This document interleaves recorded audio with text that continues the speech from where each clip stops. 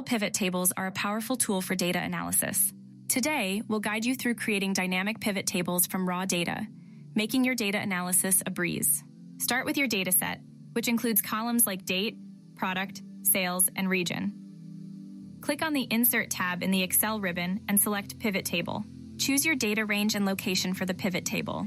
With the pivot table created, use the pivot table field list on the right. Drag product to rows, region to columns, and sales to values. Instantly, you'll see a summary of sales by product and region. Pivot tables offer filtering and sorting options. Filter by products or sort regions by sales. For interactive filtering, add slicers from the Insert tab. Group data by date by right-clicking a date and selecting Group. Create custom calculations with calculated fields under Analyze. And there you have it, a dynamic pivot table with features like interactive filtering, data grouping, and custom calculations. Transform raw data into insights. Like, comment, and subscribe for more Excel